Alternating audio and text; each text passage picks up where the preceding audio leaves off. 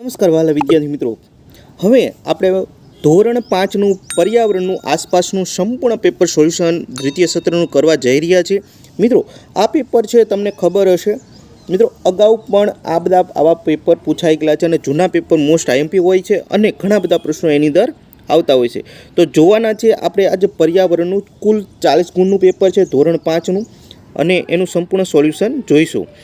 મિત્રો, પહેલો પ્રશ્ન આપણને પેપર સ્ટાઇલ મુજબ પૂછાઈ શકે કે વિકલ્પમાંથી આપણે સાચો વિકલ્પ શોધીને લખવાનો છે. પહેલો પ્રશ્ન છે, જયશ્રીબેન ખીચડી રાંધવા માટે એક સાધનને સૂર્યના તડકામાં મૂકે છે, આ સાધન શું છે? તો એનો જવાબ આવશે ઓપ્શન સી, સૂર્ય કુકર.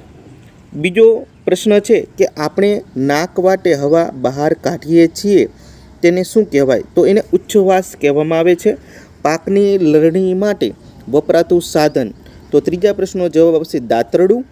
અને શેરડીના રસમાંથી શું બને? એ તો બધાને ખબર જ હોય, ઓપ્શન બી જવાબ આવશે ખાંડ.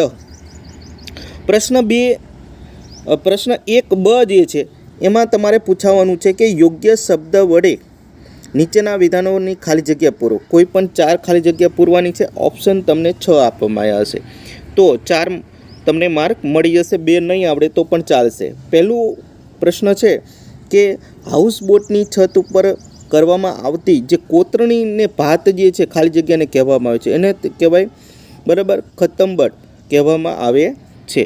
બીજો પ્રશ્ન છે, ખાલી જગ્યા છે કે ખાલી જગ્યાની ઘટના બને ત્યારે ફાયર સ્ટેશનને જાણ કરવામાં આવે છે. તો આગની જ્યારે ઘટના બને ત્યારે જ ફાયર એટલે અગ્નિ થાય મિત્રો, બરાબર. અંગ્રેજીમાં ફાયરને અગ્નિ કહેવાય. ચાલો, બીજું છે જંગલમાં લાકડા કાપવાનું કાર્ય કોણ કરે છે?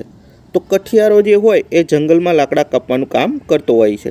ચોથો પ્રશ્ન છે કે ખેડી ગામના લોકો સાથે મળીને એક મોટો ખાલિયાની જેમ રહેતા પરિવારની જેમ રહેતા હતા. અને 5મી ખાલી જગ્યામાં જવાબ આવશે કે સૂર્યમણીની માતા, તો એમાં વાંસ આવશે. વાંસમાંથી ટોપલીઓ બનાવતી હતી. અને છઠ્ઠું, ગુજરાતનું એકમાત્ર ગિરિમથક એટલે સાપુતારા. ત્યારબાદ પ્રશ્ન નંબર 2 છે, નીચેના વિધાનો સાચા વિધાન સામે ખરાની અને ખોટા વિધાન સામે તમારે ચોકડીની નિશાની કરવાની છે. તો વિદ્યાર્થી મિત્રો, જોવાનું છે આપણે કે સાચા વિધાન જે જ્યાં છે તમારે અહીંયા શું કરવાનું છે? તો કે ખરાની નિશાની કરવાની છે. ઓકે, તો ચાલો, એના પછી પહેલું છે કે ટ્રાફિકના નિયમોની લોકોની સુખાકારી માટે હોય છે. હા મિત્રો, ટ્રાફિકના જે નિયમ હોય છે એ લોકોની સુખાકારી માટે જ હોય છે, બરાબર. તો આપણામાં અહીંયા સાચું કરવાનું થશે. ત્યારબાદ જોવાનું છે બીજામાં, તો એની અંદર તમે જોશો કે ચોમાસામાં ધરતીકંપ આવવાની સંભાવના વધી જાય છે, તો આ વિધાન ખોટું છે. સજીવ ખેતી માનવીય સ્વાસ્થ્ય માટે ઉત્તમ છે, તો આ વિધાન સાચું છે. ધનુના ગામ બધા ખેડૂતો પાસે તેમની પોતાની જમીન છે, તો આ વિધાન ખોટું છે. ત્યારબાદ બંધ બેસતા જોડકા છે બમાં પૂછાવાના છે. તેમાં તમને કંદોઈ, કુંભાર, ધોબી અને પશુપાલક આ રીતના આપેલા છે. તો 4 ઓપ્શન છે, સામે 5 લખવાના આપેલા છે. તો એમાં કંદોઈ છે એમાં આવશે મીઠાઈ બનાવે છે. કુંભાર છે એમાં પહેલું આવશે કે માટલા ઘડે છે. ધોબી છે એમાં બીજું આવશે જે કપડાની ઇસ્ત્રી કરે છે, બરાબર. ત્યાર પશુપાલક છે તેમાં 3 આવશે, ગાય ભેંસ રાખે છે. પ્રશ્ન નંબર 3 જોઈએ મિત્રો.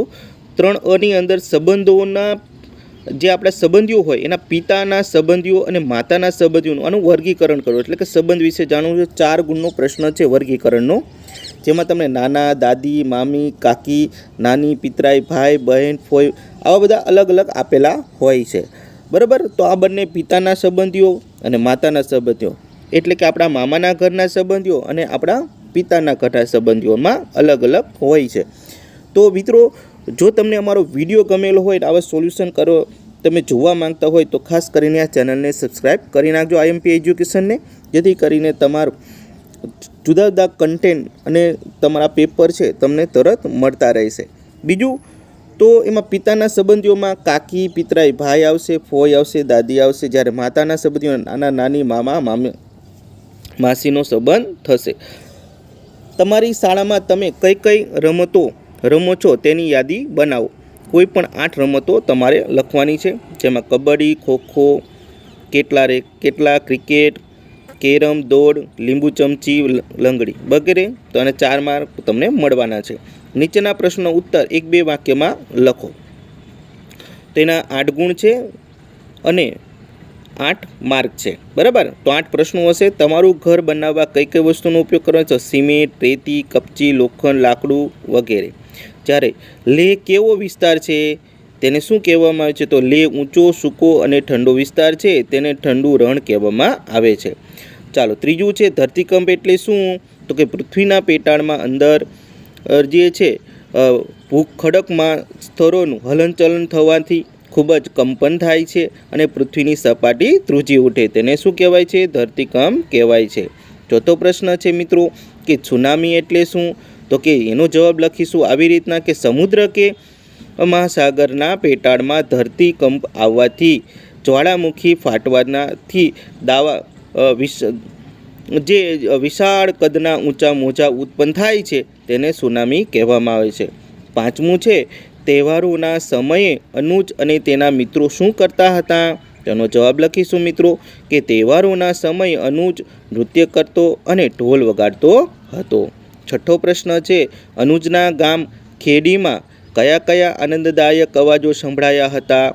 તો આપણે જવાબ લખીશું અનુજના ગામમાં વહેતી નદીઓ, ખડખડાટ અવાજ, વૃક્ષોના પાંદડાનો ખડખડાટ અને પક્ષીઓનો કલરવ જેવો અવાજ, આનંદદાયક અવાજો સંભળાતા હતા.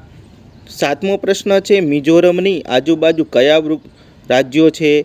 તો જવાબ લખીશું કે મેઘાલય, મણિપુર, ત્રિપુરા રાજ્ય આવેલા છે. તમારા મતે જંગલો કોના છે? તો જંગલો એ કુદરતી સંપત્તિ છે. જંગલો પર બધા વનવાસીઓનો અધિકાર હોવો જોઈએ. જંગલો બધાની સહિયારી મિલકત છે. પ્રશ્ન નંબર 9 છે કે ગુજરાતમાં સિંહ ક્યાં જોવા મળે છે? ગુજરાતમાં સિંહ આપણને ખબર જ છે સાસણગીરના જંગલોમાં જોવા મળે છે. પાંચમું છેલ્લું લાસ્ટ 10મું છે અને 10માંથી તમારે 8 જ લખવાના છે મિત્રો. તો ગુજરાત રાજ્યમાં ભારતમાં કયા ભાગમાં આવેલું છે? તો ગુજરાત રાજ્ય ભારતના પશ્ચિમ ભાગમાં આવેલું છે. પ્રશ્ન નંબર 5 જોઈએ મિત્રો અને છેલ્લો કે નીચેના પ્રશ્નનો ઉત્તર છે ગમે તે તમારે 2 લખવાના છે અને 4 ગુણ મળવાના છે, એટલે 2 ગુણના છે, એટલે 2 થી 4 લીટી તો તમારે લખવી પડશે. પહેલો પ્રશ્ન છે કે વાહનોમાંથી આવતા ધુમાડાથી કેવી મુશ્કેલી થાય છે? તો કે વાહનોના ધુમાડાથી ખાંસી, ઉધરસ, માથાનો દુખાવો, આંખોમાં બળતરા, ફેફસા સંબંધિત ઘણા બધા રોગનો ભોગ બને છે. હવાનું પ્રદૂષણ ફેલાય છે અને ધુમાડાથી ગૂંગળામણ પણ અનુભવાય છે. તો આ રીતના તમે લખી શકો. બીજો પ્રશ્ન છે તમે તમારા મોંથી કયા કયા કામ માટે હવા ફૂંકો છો?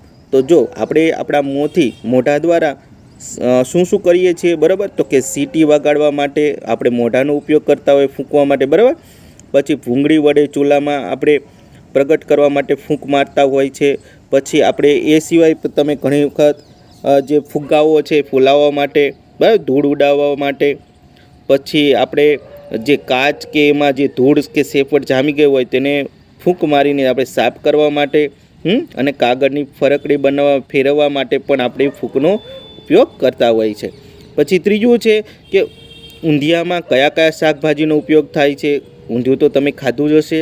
તો બટાકા, રીંગણા, ટામેટાં, ગાજર, મરચાં, લીલા ધાણા, આદુ, શક્કરિયા, રતાળુ, સુરતી, પાપડી વગેરે શાકભાજીનો ઉપયોગ થતો હોય છે. ચોથું છે કયા કયા કારણોસર લોકો સ્થળાંતર કરતા હોય છે? તો જો શહેરોમાં નોકરી કે ધંધા અર્થે સરકારી નોકરીમાં બદલી થવાથી, બાળકોના સારા શિક્ષણ માટે સ્થળાંતર કરવું પડે છે, પૂર, વાવાઝોડું, ધરતીકંપ જેવી આપત્તિઓ આવવાથી અને એનાથી બચવા માટે લોકો મોટા ઉદ્યોગોમાં કામ કરવા માટે પણ સ્થળાંતર કરતા હોય છે. ચાલો, બ છે કે એમાં તમારે છે આ નકશો પૂછવાનો છે કે આપેલા ગુજરાતી રેખાંકિત નકશાની વિગતો તમારે લખવાની છે. એમાં કયા કયા નકશા મોસ્ટ આઈએમપી છે? એમાં તમારી વિગતો જૂનાગઢ અને સુરત શહેર દર્શાવવાનું છે, ખંભાતનો ખાત, ધરોઈ ડેમ જે સિંચાઈ યોજના છે, પછી કાળો ડુંગર, બરાબર, એ પર્વત દર્શાવવાનો છે અને નળ સરોવર. તો અહીંયા તમારે નકશામાં આટલી બધી બાબતો દર્શાવવાની છે. તો વિદ્યાર્થીઓ મિત્રો આના તમને 4 ગુણ મળી જશે. તો મિત્રો આ પેપર સોલ્યુશન તમને ગમ્યું હોય તો ખાસ કરીને આ આપણી આઈએમપી એજ્યુકેશન ચેનલને સબસ્ક્રાઈબ કરી નાખો.